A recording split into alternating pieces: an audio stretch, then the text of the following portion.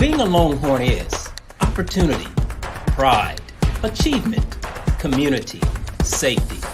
Being a Longhorn is a choice to become a hero, to lead, to thrive in any setting. Being a Longhorn means immersing yourself in fine arts, learning at your own pace in Montessori, starting your path to college in elementary, earning a college degree in high school. The pride of being a Longhorn lives on long after graduation. Educate, empower, inspire.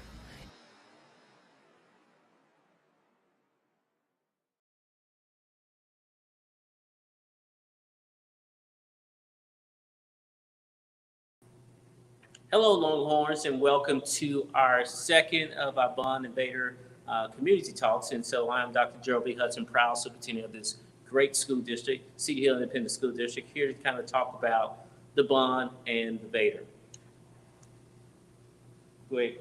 So one of the things, before we start talking about, a lot of people say, well, why would you go to your tax base for more money or these opportunities? And one of the things we always want to make sure that people understand we're doing everything with the money we're supposed to do with it. And then on top of that, what are we doing to actually save money? So in actuality, rationales in how we save money in the district, we have actually paid down on our debt, $18.5 million.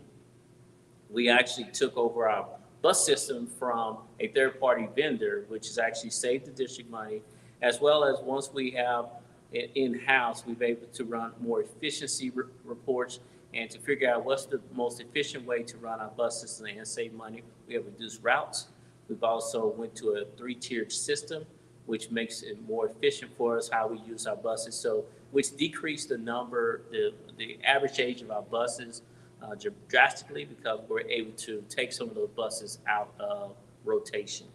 In addition to that, every position in our school district, especially at the central office, is evaluated. Is it necessary? Is it something that could be used in another area? And so we have actually decreased central office positions and streamlined our operations.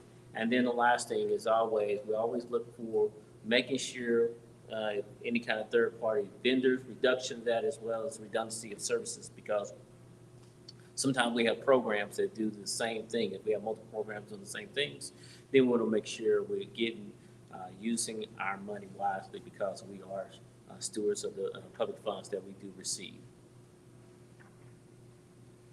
So one of the things in House Bill 3, there was the school district wanted to go to the voters for a voter-approved tax rate election. One of the things that had to be done was an efficiency audit. This is an audit that is conducted of, I want to say, 8 to 10 comparison school districts, similar size, similar information, and here are the comparison districts. Now, because of COVID, we did not have to do this because the state said it was waived. However, the Board of Trustees as well as administration felt like it's in the best interest to have people understand how efficient are we with our money? Because again, sometimes if you've never been anywhere else, sometimes you don't understand unless you compare it to some other school districts similar to our size, similar to our demographics, and see how well we spend our money. So let's talk about some of the things. Now, of course, if you want to see the efficient audit, you can go to our website and that information is there.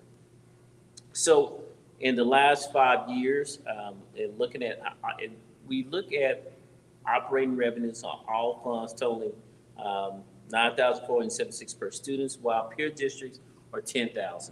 Now, I know there has been some information out there saying about Title I funding, grant funding, and all these other different things, how Cedar Hill has much more than what they're listing. This is from an independent third-party auditor. So if they're comparing apples to apples, not oranges to apples to make a fruit salad. These are actual comparable numbers. So again, this is from a third-party independent reviewer to come up with this information.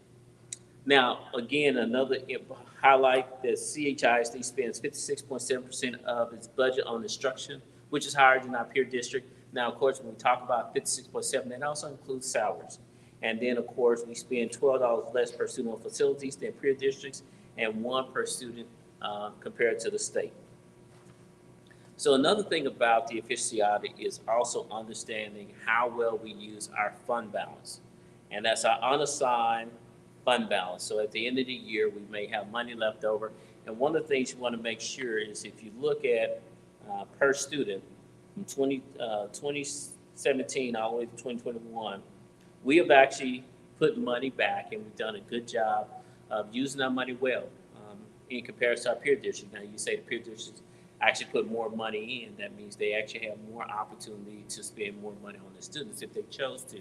So again, we're following our guidelines to make sure we're doing everything possible to keep the money where it should be, which is in the classroom. The next slide is talking about the 3 months of operating expenditures, because TEA, I still don't know where they get this arbitrary number, but they always want you to have at least 3 months of reserve. And so if you could look at 2021, we had 126.8%, which is closer to 4 months. So we're doing exactly what we're supposed to do. Now, of course, there are a lot of conversations in the legislature about how they want to look at other school districts, because, of course, you still see that even though we're 126.8%, our peer district at 182, because now some legislators are looking at if people are just throwing away money and not using it effectively, you may get penalized or taxed as a school district if you have too much money in your fund balance. Now, the question always comes in, we already know how much is not enough, but the question is how much is too much in the fund balance, because everyone want to have that for rainy days, because in the event something goes wrong, then you always will be able to make sure. This question, we have somebody to make sure that we're able to handle operating expenditures for 3 months. So why bond, VATRE, all these other things? One of the things we talk about is we spent roughly $3.9 million on buildings maintenance in 21-22, which is close to 1.6 million square feet. So when you take that and look at the numbers, but also that's only about 93 positions with about 13% vacancy, because of course we compete with everyone in regards to maintenance, custodial staff, and trying to have good people working. I will say we have a great maintenance department. They do an amazing job, but you only can put duct tape on something so long. Some of these things, if you look at the average age of HVAC and roofs, are plus 20 years. So again, the last time Cedar Hill passed a bond was in 2012 for $84 million, and some of those things that we start off with the preventative maintenance plan, which goes to deferred as you start losing more money, which goes to now we have to make sure that the HVACs, the roofs, all those things are taken care of so that our kids can feel safe. One thing is safety. The other thing is that they feel the place is conducive to learning. And the next slide is talking about, when we talk about the VATRE, one of the things we want to talk about is that this really involves about people, programs, and payroll. And if you notice that the starting salaries now, the board approved, we recommend, but the board approved a $4.8 million deficit budget. The answer to the question is why. The reason why we approved a $4.8 million deficit budget is because we had to stay competitive. So in other words, the starting salary for Cedar Hill first year teacher was $54,000. In addition to that, we moved it up to 56. Besides that, we gave a 5% raise. Besides that, we increased all our paraprofessionals up to at least $15 an hour, which was not the case, and most other school districts did not do that, but we felt they're valued employees of our district, and we wanted to make sure they were taken care of as well. We also increased the insurance contribution for all employees who take our insurance. Now, with all that taken in together, and taking care of also some of our 5 and 2 year and try to decrease that gap, we ended up with a $4.8 million deficit budget. Now, we had a question posed, I posed a question to the central office and to the principals, what if we didn't do that? How hard would it have been to staff? How hard would it have been to get teachers, paraprofessionals, people who want to be committed to the school district? Because again, there was a huge increase in inflation, but our formula or state funding formula does not take into consideration gas prices or inflation. So we have to learn. Now, of course, one of the things I do want to say, if you notice, there are check marks next to 5 of the 6 districts. And I always like to say one of these schools is not like the other. Can you tell me which one? Well, that's Cedar Hill, of course, because the ones with the green check marks are all school districts that already passed a TRE, a voter approved tax rate election. So let's look at it in Dallas County. These are all the school districts that are in Dallas County. Now, of course, we've always made the conversation that the tax rate is comprised of 2 pieces, the M&O and the INS. The M&O is the maintenance operation. That is what we use to manage the whole school district. And then the INS is what we use to pay off debt and bonds. And so if you notice, based on M&O, now again, people will say, well, you get additional money for everything else. But everyone has a different economic disadvantage number. They have different demographics. So the only thing that is comparable from district to district is the money that we receive as a combination of local and state funding. That is the M&O portion. So therefore, we use that as a comparison between districts and districts. So therefore, when we use numbers, we do understand, we do receive money for Title I. We have grant funding. But when it comes to dollars to dollars, we use our M&O, which you take the M&O budget and you divide by number of students. That's why we have $8,700 per student. Now, in addition to that, if you notice, there are 4 more districts that are close to 10,000 per student. Now, if VATRE passes, we'll move up to closer to the middle. But again, all the ones that have check marks are school districts that have already passed a VATRE, and again, the ones who do not have a check mark have not. So now we have a little video, just kind of talk a little bit about the process. So at this time, the Cedar Hill ISD Board of Trustees voted unanimously to call for a voter approval tax rate election and bond election to be held on November 8, 2022. Residents in Cedar Hill can record their vote on each of the 4 CHISD propositions on the ballot. Proposition A is the voter approval tax rate election, or VATRE. Through a VATRE, Cedar Hill ISD is expected to generate an additional $6 million annually. These funds would be used for teacher pay increases, staff salaries, classroom materials, and academic programs. Proposition B is the first bond question on the ballot. In Prop B, CHISD proposes school safety and security upgrades, new accessible playgrounds at district elementary schools, and capital improvements such as HVAC systems and roofs. Under Prop B, there is also funding for new science labs, additional CTE learning spaces, and a new elementary fine arts academy.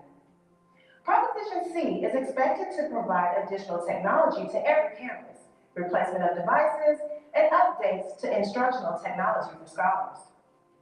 Proposed projects under Proposition D include replacing the turf and track at Longhorn Stadium when it is no longer in a safe condition for use.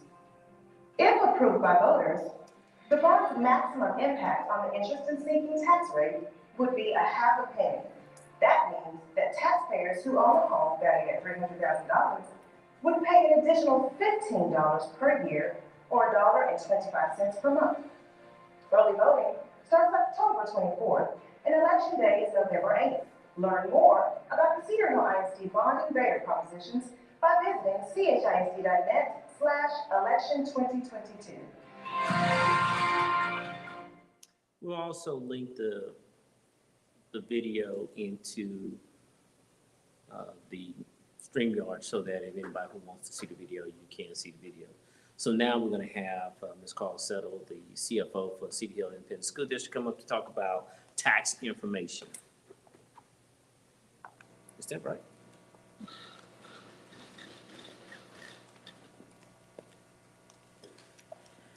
Thank you, Dr. Hudson, and thank you for the opportunity to visit a little bit about the estimated tax impact that the proposed voter-approved tax rate election would have on Cedar Hill ISD taxpayers. Again, the voter-approved tax rate election affects the maintenance and operations tax rate portion of the tax rate. That would be 0.9746 per $100 of property valuation. So that's that's a little, about 12 cents higher than the state compressed M&O rate for the 22-23 year, which is 0.8546 per $100 of property valuation. So a little bit about the M&O tax rate. This is also something to consider, that the other portion of INS, interest and sinking, is what we use to pay down the bonds. But that the other thing about the state mandated property compressed maximum tax rate, it also includes a homestead exemption of $40,000. So there's a lot at stake here between the way the state mandates how we set our tax rate and how it shows up on your property tax bill. You might be interested a little bit about the last 5 years of our tax rate. Along with the tax compression, it has decreased by 28 cents per $100 valuation in the last 5 years. And while the INS rate, which is depicted here in the gray bars, that is the tax revenue as property values have risen. That's the tax rate we use to pay that $18.5 million of callable debt early. A little bit about the net impact. So we used the median price of a home in Cedar Hill at $300,000 to do a couple of scenarios. So if the bond and the VATRE were both approved by taxpayers, a $300,000 home would see about just under $15 annual increase. Should the bond only pass, you're still going to see a decrease thanks to that compression and the homestead exemption. If the VATRE passes only, it is a mere $2 annual increase. And then if neither pass this November, a $300,000 home would see a $300 decrease on their annual statement. So, you know, if I was sitting in your chair, how does this affect me? I would go to the tax impact calculator on our CHISD.net/election 2022 website and enter in my home value to calculate how my bill might be affected by the school district taxes. But keep in mind that a property tax bill includes other taxing entities other than the school district. And all of this has also been affected by property values. If you are a homeowner over 65, your property taxes will not be affected by the school district. Your values are frozen as long as you have filed your over 65 exemption with the Dallas Central Appraisal District. A little bit about what will be on the November 8th ballot. You will see your tax rate election, Proposition A. Prop B, you will see the bond election for the school and safety renovations. Prop C is technology upgrades that are required to be separated out. And then Prop D will be the turf and track at the Longhorn Stadium. And with that, you want to remind everybody where to show up? You know, we have our. It's interesting. All right, so There we go, move it away. you want to go back to so today actually started early voting. And so, of course, at the Allisons, and that is all the way up until November 4th. And then November 8th, you see all the locations that you can vote at in Cedar Hill.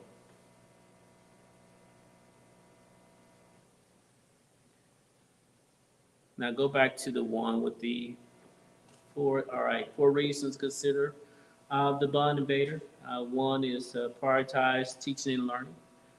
Two is to uphold safety and security standards. We continue to see things are happening, and we want to make sure our kids are safe, because if the kids don't feel safe, they won't learn. And then expand specialized programs for students. I think a lot of people forget that we are looking at these specialized programs to give kids an opportunity to experience to the gaming. You know, you talk about, it used to be a time that you tell a kid not to be on their game. Now you can actually get scholarships for esports. And so having those opportunities for our students is only going to help our district and our students out. And then the rate will be lower than the 2018 rate. One thing I was talking to someone about, and it helped me remind that I'm a product of public schools, and part of the reason why I'm a product of public schools is because my parents and people decided to vote for bonds. Why? Because it was benefiting their kids, and then sometimes it takes a little bit beyond just the parents, but also just the community in general, because it's what's good for our students. Then it became, now as a parent, you know, I support these type of situations because it's going to benefit my students as well as other kids. And even as I get older, I have to think about, I'm here because someone else decided to say this was so important. And I think that I will continue to always do that, because it's important to make sure one of the fundamental rights in our country is to have a free and public education. And the more we can afford our kids, we always say you pay now, you pay later. So we want to make sure we give our kids the opportunities they need to put their foot forward and do what they want to do for the rest of their lives. So this kind of concludes the information. I know that we do have some people here that if there's questions, and if there's online, if there's any questions, we'll try to fill the questions the best as possible. So are there any questions? Yes, sir. So all four of these items will increase our taxes. Yes. Okay. So if we can't afford all four of them, which one would you say is the most important? You know, it's just like asking me which one of my kids is my favorite. All of them are. So all of them have a unique piece. So, you know, unfortunately, like with the bonds, you cannot separate, you have to separate things out. So we had to separate it out of 3 propositions. Also with the VATRE, that is something on a whole different side. One is affecting the M&O rate, the other one affecting the INS rate, but it's the whole rate combined that yes, there will be an increase. So, but again, they're all separate pieces, and I can't say one is better than the other, because when you're missing one piece, something else has to work harder. It is a need for all pieces. But if the choice is all or none, people might choose none. So you can't pick one of these 4. Which one will help the grades, the average scores of our kids that are so poor in our schools? I would say all of them will, because one is helping with the people program and payroll for our teachers, our educators. The other one is also about programming and academic and having those opportunities for our kids. So I can't say one is greater than the other. Both of them have equal weight, and that's the reason why we're proposing all 4 propositions. So the $200 million for the elementary school for arts is going to help raise our reading, writing, arithmetic scores? Absolutely. You know, one of our student outcome goals is about increasing the kids and increasing the number of kids in extracurricular and co-curricular activities. So we have kids that are in clubs, STEM clubs and everything else. There is a definite difference when kids are involved. If kids are involved, then they take more, they're more involved in their schooling. So therefore, we want kids to be involved. And so when you talk about some of these things that kids are passionate about, we have great fine arts in Cedar Hill Independent School District. Most of it is only highlighted most of it only highlighted at the high school. We want to make sure that kids have the opportunity to showcase their skills not only at the high school, but the elementary and middle school. That seems awfully early to be focusing on something other than reading, writing, and arithmetic. Well, it's still one of those things, just like kids like sports, kids like STEM is early exposure. If you know anything about kids at the early elementary age, they want to be involved in so many different things. We want to tap into that passion because, of course, when they get to middle school and high school, it becomes singular and focused. We want kids to be able to see all the things that they want to do because you think that kids don't have that. Most of our kids are taking additional after school hours to do dance and some other things. So why not tap into those resources while they can, while they're in the school system? It just seems like we shouldn't be spending money on that. The other thing is on taxes, okay? You said we only have a $15 increase in our taxes. Okay.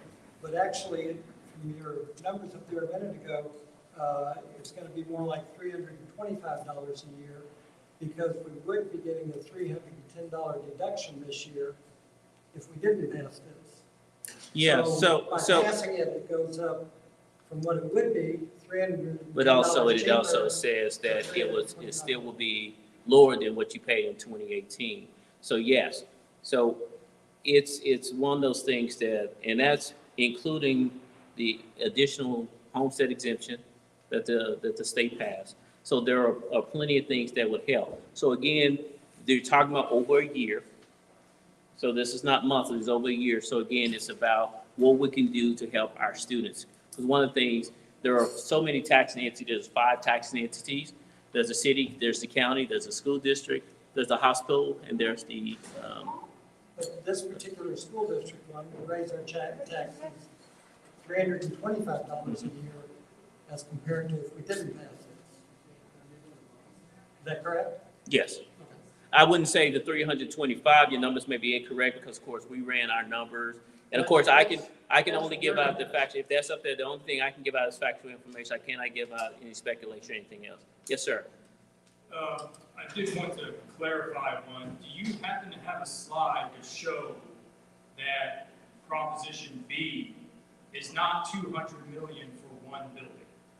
But can you provide a slide that shows all of the projects that touch all the campuses across the entire district? Yeah, so Prop B has more to deal with safety and security, does have buildings. It does have some of our STEM impact when it comes to Waterfall Oaks, High Point, as well as the medical STEM pathway from plumber to preventer to the high school because of our new hospital that's coming in, THR. So again, there's also the HVACs, there's also the bus, there's the track for Bessie Coleman Preventer and Collegiate Academy High School, ADA compliance, buses, the new transportation facility, because since we've taken it on, we have leased our facility. There's also increased upgrades at every campus as far as aesthetic, taking care of some bathrooms, some of the leaky areas, the roofing. There's so many pieces that are in there. That's also why we gave people, if you drive by, you can see the QR code and you can get more in-depth information about each particular campus because we want you to not only look at the whole district, but also what does it look like for our district, but also individual campus. Because if I have a kid who's at High Point, I want to know what's happening at High Point. When we talk about we have secure vestibule, we're taking secure vestibule to the next level. So we want to make sure our kids feel safe. Yes, sir. Just another question on there. For all these projects that we're doing across every single one of these campuses, all those projects were drawn from something that showed the condition Absolutely. that all of our campuses are in. Do y'all have the ability to show that right now? Do you happen to have that available? Well, that's on our website. If you go home to our Longhorn Feature Committee, one of the things that what he's referencing, we've had another third party come in doing a site assessment of all our buildings, and the buildings were mostly poor to fair, mostly poor. Just talking about the condition of our building, and also just the age of our buildings. And again, this is a third party coming in to be able to evaluate the buildings, and we even talk about how much it is compared based on the insurance to replace it, all these other factors. So they take a lot of these factors and tell us the condition of our building. That was information that was shared with that Longhorn Features Committee. So just to follow up on that, if we didn't do the bond to repair everything that's fallen apart, is it correct to say that it would have to be money taken away from programs and things throughout the year? Well, you if would the start, HVAC system goes down? yeah, you know, and that's one of the things, when you have an HVAC system go out, especially let's talk about in high school, the chiller goes out. I always use the example, we've all experienced having the AC go out in your own personal house, and we understand how difficult it is, especially during the summer. Imagine that with students in the building. And so when you have a chiller, something like that goes out, then you have to spend $1 to $1.2 to $2 million for a chiller, and that has to come out of our fund balance because, of course, you do not budget for things like that going out of commission. So, of course, we are very fortunate that we have 126.8% of our fund balance. You like that? I knew that number. Hopefully, I didn't get it wrong. But that will start seeping into that fund balance so that you don't have that reserve. We are very fortunate that we talk about financial stewardship, that our state has recognized this school district, and we have an A in financial rating, which means that it would affect our financial rating as well, because now we wouldn't have that at least 90 days of cash on hand. So correct me if I'm wrong, since the VATRE is just for the M&O side, right? Yes. So that M&O side represents funds available to the district to maintain our buildings, not just, pay for people and programs. It's not really designed, maintenance operation is not really designed for the additional stuff that buildings may need. Is really to maintain the day-to-day operation kind of deal. That's why you have to go to your voters for bonds and everything else, because there are certain things that you just can't pay for out of your fund balance. Now, there are a couple of very unique school districts, and I will say in the state of Texas, like Fort Killeen and with Fort Hood, they receive a lot of money from the federal government that they don't actually have to go to the taxpayers for money, because they receive so much money from the fence. And then, so the idea is if the VATRE doesn't pass, the district is going to lose more revenue coming in. You lose more revenues coming in. You're going to have to make more decisions, because one of the things people don't understand is that even though property values have gone up, I live in Cedar Hill, my property values have gone up. And one thing that people think that as property value goes up, that means more money for the school district. That is not the case. More money that we generate locally in the city, the state actually give us less money. It's always like a great equalizer for them. So if you increase the money from local dollars, they decrease the amount of money from the state. So it's not now versus like the city or other entities, an increase in property value, the money stays here. But for some odd reason, when it comes to school finances, and if you want to have a crash course on school finances, please don't take it from me, because it's very difficult to understand. Can I just say one thing? Sure. So one of the things I wanted to make sure that you're aware about the Proposition B is that it does have major facilities for like the core things about roofs and air conditioning. The age of some of our air conditioners, for instance, we had a compressor go out, and it took moving lots of mountains to find it because of the age of the air conditioner. So if we had to order a new air conditioner, even if we had the $1.2 million sitting around, to install that, it's about a year or more to replace it. So we're talking about a campus. A campus. Probably having to be temporarily shut down for a portion of the building because we cannot. Or provide surviving or learning under, less than optimal temperatures. So it is a critical state in some campuses that air conditioning is replaced. And so we do have to plan for that at least a year in advance. So the funding is not just the like-to-haves. There's a lot of essentials in that Proposition B that will affect student learning. So for, like building a new building for the elementary arts thing, what happens next is that we borrow the money, we get permission to borrow the money to build that building, right? Well, I mean, because raising the taxes now is not instantly going to provide all that money. No, issuing bonds happens in stages. And so I think our debt capacity plan allows for 3 stages. So it'll be like 3 different years, 3 different bond issuances. Obviously, the first year is the larger one that lets us get started on the projects that can be done quickly. Like the technology issuance is a little bit later because it's shorter term.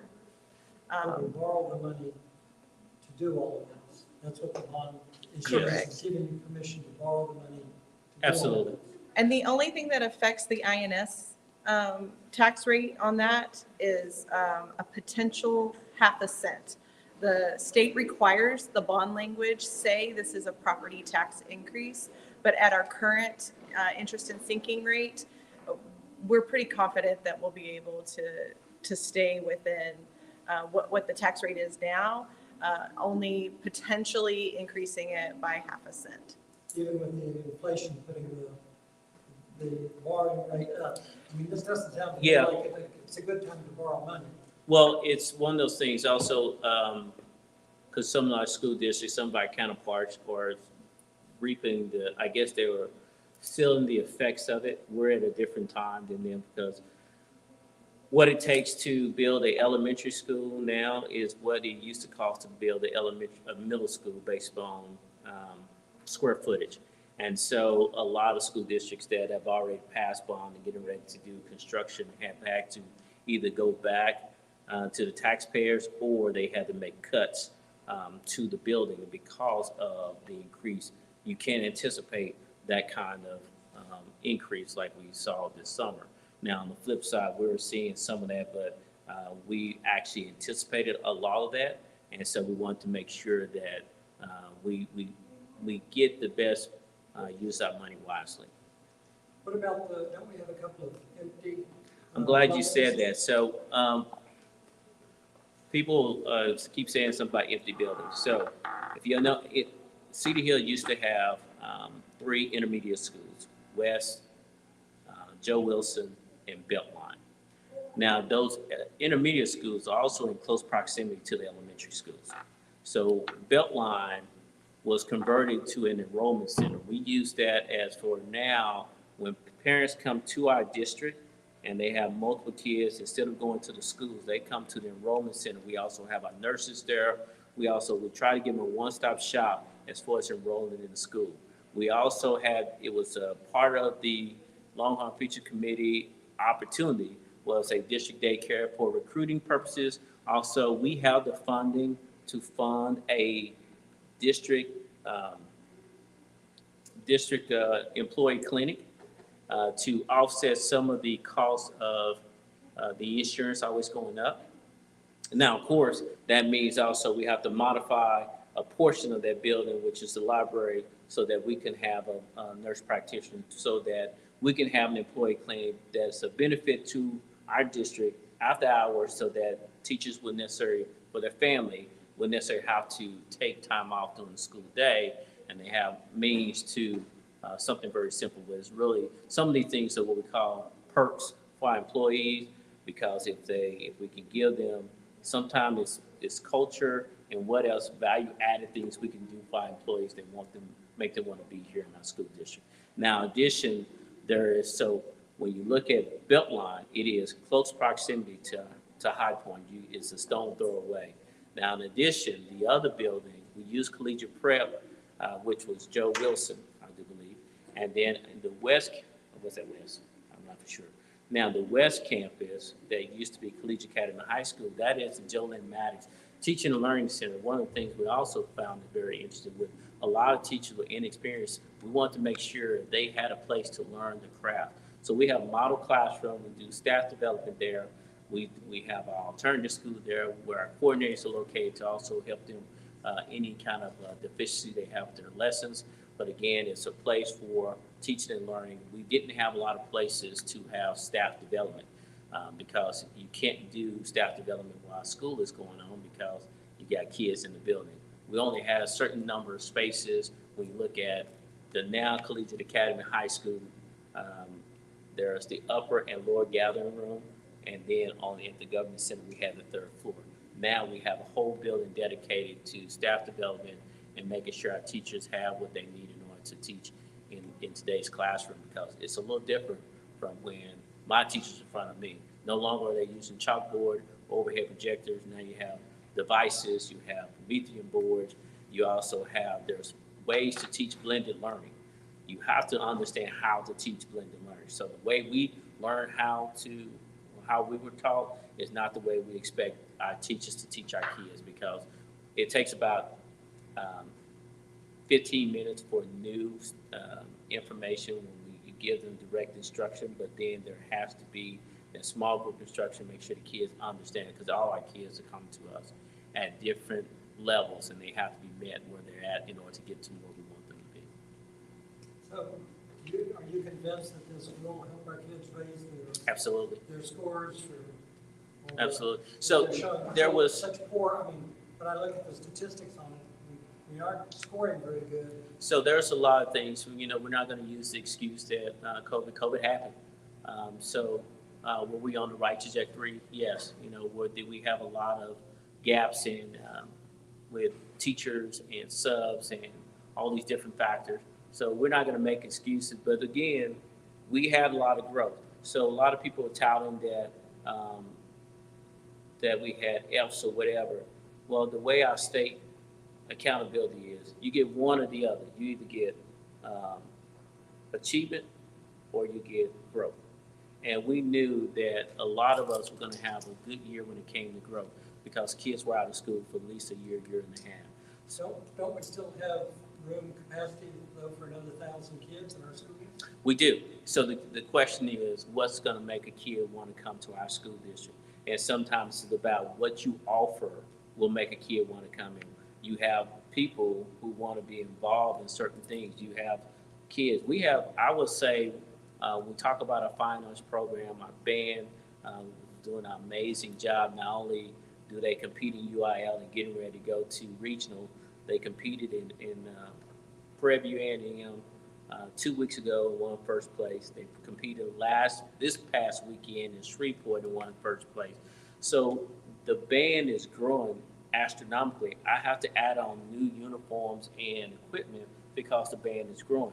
That's because of the popularity of it. So again, it's about, if you have those programs, you have those opportunities. We have a fire academy that we partner with the city, because there's going to be a need for additional firemen in our community, and we want to make sure our students who have an opportunity, they already got a foot in the door by going through Cedar Hill ISD Fire Academy. So again, it's by creating a boomerang system. We also, again, like I said, the partnership with THR, with our medical pathway STEM, logistics. We have 67, one of Ross Perot Jr.'s projects that's going down 67 with logistics. That's one of the programs that's going to our Peggy and Wilson STEM Center. We also want to give, besides kids graduating with a high school diploma, we want them to have hours towards an associate degree or an associate degree, as well as an industry-based certification, because we want this to be a boomerang district. Not only do we want kids to graduate and be able to go to wherever they choose to go, military, college, the workforce, but also come back to this community. There are a lot of communities, and this should be one of them, that when people graduate from college, the first place they think about coming back to, they want to move into the same neighborhood they actually grew up in. I mean, it sounds good, but it sounds to me like we're using our band and our athletics to attract kids to the school rather than the. No, I just said those are, I'm just saying those are opportunities, just like having a STEM program, just like having collegiate prep, just like having a Montessori program.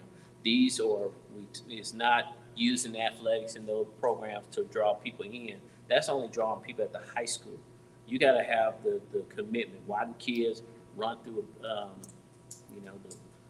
wall on Fridays to get a sticker on the side of the head? It's that point of pride that there are in these specialized programs. So we're trying to create that for every kid in our elementary school, as well as middle school to high school. So again, it's about those pathways that kids and those opportunities for our students. So if they choose to want to be in the Montessori, they have the opportunity. If they choose to be in fine arts and be into dance, they have that opportunity. We have a lot of kids who are amazing, blue to great. Besides his art teacher, who knew that he was so talented. We have more than just, there's the 3 A's, arts, academics, and athletic. They're all equally important. I disagree. I mean, I think academics should be first, and then arts and athletics. Well, I say all of them tie Second, to third. all of them tie into each other. Well, But, it I'm is, just, but it's only reason why people think that it's way social media and all these things. We only talk about arts, we only talk about athletic. Those are just small pieces of it. We expect the academics to be where we're at. Again, with the AP scores, all the other dual credit, giving kids opportunity now is prior to last year, you can only get an associate degree at Collegiate Academy High School. Now kids can get it at the traditional high school as well. So we're trying to expand those opportunities. Same thing on kids at Collegiate did not have opportunity for STEM coursework. So now with the Peggy and Wilson STEM Center, they have the opportunity to get industry-based certification as well. We're trying to make sure our kids get every opportunity before they get out of school, because again, once you leave school, these opportunities now start costing you. Can I say something as a parent, just that kind of speaks to what you were talking about? You're talking about academics, and it sounds like you're really thinking it through. But just want to share my experience. I have 2 kids in elementary school in Cedar Hill. My older daughter, her first grade teacher not teaches in Grand Prairie. Her third grade teacher not teaches in DeSoto. The principal, when she started going to that school, is in Grand Prairie. My younger daughter, her first grade teacher, also now in Grand Prairie. And I think when you think about, academics, or when you think about the behavior, I think teacher retention is so important. We saw the chart, with the, 8 different districts, and we're the lowest paying. And, these are bordering districts. Why stay here when you can make 5,000 more, literally 5,000 more in Grand Prairie? And, I think extracurriculars are very important. But I just want to encourage you, as you think through the big picture, to remember, having that relationship with your teacher, having awesome teachers that, are really invested in where they are. That directly ties to fair. Also, my daughter came home from school today and told me it was a blessing that the sidewalks did not flood, because they almost did, but they didn't. And I just think, if that were my workplace and I had to think about, oh, can these elementary school kids get from the cafeteria to the classroom? I just think, it is all tied together, like everything mentioned, but just kind of wanted you to maybe consider that as you think about test scores and academics and stuff. Because, we need great teachers, and I imagine it's very hard to attract them. You can so easily make a big work for each of those. So I that, agree, but that's why I think, in prioritizing these choices, I think whatever it takes to improve our teachers. absolutely, Would improve the scores Absolutely. that the students make and that sort of thing. yeah. Whereas we're equally prioritizing athletics and all these There's other not, things. besides Prop D, there's not anything that isolate athletics or fine arts. Everything is about improvements in the school, the academics. Like I said, it's also the reason why we have the Jolynn Maddox Teaching and Learning Centers, because we want to improve the craft. If we can exponentially get our teachers better faster, then it gives our students that leg up. It takes, we always say, you get 3 years of a great teacher in a row, a kid's opportunity is exponentially great. But it takes one bad teacher to derail that. So we're trying to keep that from happening. We've also, with our Hoseware partnership, working with our principals, helping them understand what it looks like in the data, also trying to help them with their coaching so that teachers are coached, because that's how they get better, by being coached. Are you familiar with the teacher initiative allotment? We are part of TIA.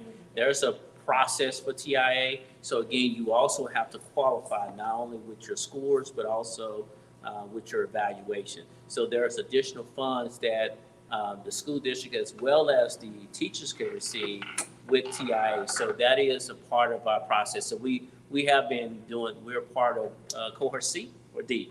And we have 18. We have 18 teachers who are going through that process. So yes, we are doing the teacher incentive allotment. So why only 18 teachers? It's a tested area. You have to go through a rigorous process for that. So the teachers have to qualify? Yes. directly. Yes. Okay, we have a question online. Benefit from it, they would all have. Yes, I wish that, and once you get that that endorsement, it's on your certificate, so that's good for, I'll do 5 years. 5 years. The Yeah. other thing that we're also pursuing is the National Board Certification program, offering those opportunities to teachers because if you're not in a tested area in a core content, that would help qualify your teacher. And you have to remember, the teacher incentive allotment is separately funded. It is not always, I mean, it's always on the chopping block at the legislature, so we wanted to get in as soon as we could. Some of our teachers could benefit as high as like, I think, $17,000 to $18,000 a year. But again, it goes through a rigorous process and it is separately funded from our state funding formula. And we have a question online. This question is, how much will the tax rate raise annually? What will the increased funding be used for this year and next school year? So if we're using for the calculation, the tax calculator, the 300,000 home value, with both passing, that would be an increase of $15 a year, which is roughly $1.25. Now, again, I don't know what next year would look like, but I do know this year with the tax impact calculator, that's one reason why we put it there, so you could put the value. That's also include that you apply for the new homestead exemption and some other things. So It is increasing the tax rate 12 cents. So if you want to get into the state funding formula, it's partly golden pennies, partly copper pennies, and they're funded at different ways in the state funding template. But it is 12 cents per $100 of property value. That would be the technical answer. yes, it is also Ribbon Week. Oh, yeah. And so we want to make sure that if you have scholars at home, talk to them about drug and alcohol free. So this is a whole week for the district, and we want to continue to support our scholars because it is about the academics. It's about their safety, it's about the academics, but also making sure we have environments that's conducive to learning. So unless there's any other questions or, I don't see any. all right. I appreciate everyone who has participated in just asking questions. We're here again as a school district official. I can only give out facts. I would love to give you my opinion about everything, but again, I can only give out facts. You have the opportunity to continue to vote. You have the opportunity to vote, and that's what we say. A voteless people is hopeless people. So again, we want to make sure that you have the information because even our research showed us that when people are more informed, they understand which direction to go in. We want to make sure they have the right information. So there are a lot of information that's going out from different groups, but I can tell you that the information that's coming from the school district is factual because by law we have to do that. We have to run everything through our bond attorney, and so again, we're putting out factual information. So again, I appreciate you for being here. I am the superintendent of CHISD Nov School District, Dr. Gerald Hudson, and thank you for being here.